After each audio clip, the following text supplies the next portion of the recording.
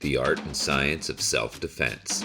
Lesson 4.5. Defending Against Grabs. Now let's examine how the tiger claw set of self-defense performs against a grab. First, whenever anybody grabs you, they're putting themselves at a technical disadvantage because they're occupying one, if not both of their hands in order to restrain you, and they're ensuring that you are in range to do your tiger claw. So at first, Anja's grabbed by Brian with a same side grab, a wrist grab.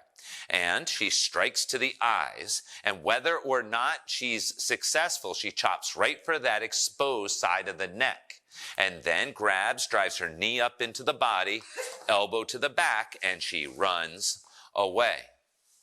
Let's watch that fast. The grab comes, tiger claw, chop, knee, elbow, and run. And you notice that when Brian's off balance, she gives him a shove to throw him off balance. Now, if both of Anja's wrists have been restrained with a two-handed grab here, she's going to raise one arm up and slam his arms together, either the backs of his hands or his wrists, dealing him a dose of pain, stunning, so that she then goes for her tiger claw, chop to the neck, knee, elbow, and run. And if we watch that fast, and Brian's very strong, I want you to bear down and really grab on this one, Brian. Don't let her out. Go. And you can see that she had no problem breaking out of that grip.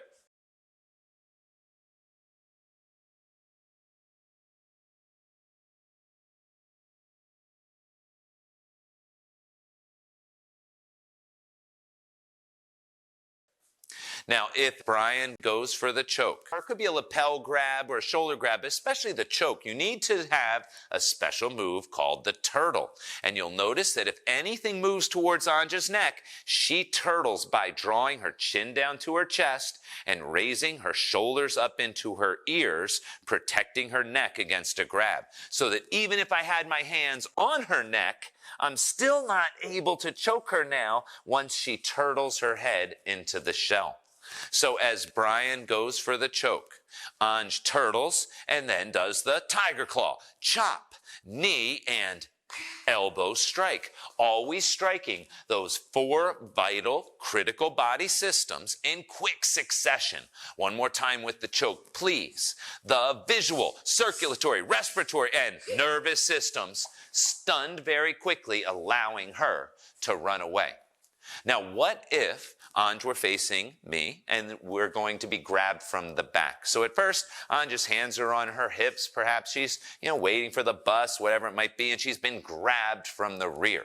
Now she has to escape. We're going to use one of those escaping techniques we learned in an earlier lesson called the turn and snap. So she turns her wrist so that it slips out of his grip and touches the elbow towards his arm. One more time, if we could do that and turn towards the camera a little bit. So you'll see that as she moves to escape here, she's going to touch her elbow towards Brian's elbow, and now Brian's thumb and forefinger act as the fulcrum, allowing her to lever herself right out of the grip. Now she turns around and goes right into a tiger claw. Chop, knee, elbow, and run. Now, what if he doesn't go down on the elbow? What if he's still grabbing your leg? So this time, as he grabs behind, Anj is going to break out, snap away, blind, chop, knee, elbow. Now, Brian's going to keep driving in, trying to grab her legs. She just keeps hammering him right down into the ground as she keeps making space in order to escape. Perhaps, though, Anja's arms have been grabbed in a complete bear hug from the rear.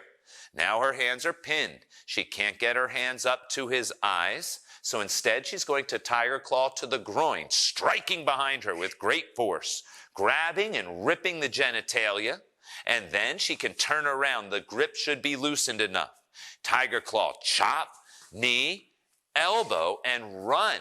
Again, only those four moves, attacking those four critical body systems in very quick succession. Bear hug one more time. Attack the groin. Rip out. Very nice.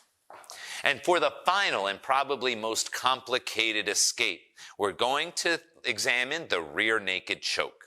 So Brian has looped his arm around Anja's neck, and he's moved to grab her head. Now, immediately, she's grabbed inside of the arm. Let's turn to the camera. And made herself heavy in order to keep some breathing space here. But it's not going to last very long. So as soon as she gets her fingers in, she's immediately going to elbow to the rear, then tiger claw. Again, ripping whatever it is she may encounter when she tiger claws, and then coming right back to the wrist for the break and escape. Tiger claw, chop, knee, and elbow as she pushes and runs. One more time. Very nice. She's grabbed. She's been grabbed. She throws the elbow. She throws the tiger claw. She reaches up, grabs that arm again, the bottom arm, and she wrenches into the elbow to pull the arms away, turns right into the tiger claw, turning the tables on her attacker, knee and elbow, and then she runs away, and that's right perspective. She's realized that's her time to make her escape, so she runs away. That's the fourth R, which we're going to discuss in an upcoming lesson. Very nice, Anj. Thank you, Brian. That's how you use the tiger claw set of self-defense to escape from a grab. Your homework for lesson 4.5 is to practice using your tiger claw combination to escape from a variety of grabs. As you practice, remember, train with a trusted partner. Begin with minimal resistance until you've worked out the technique, then gradually increase the difficulty as your skills improve.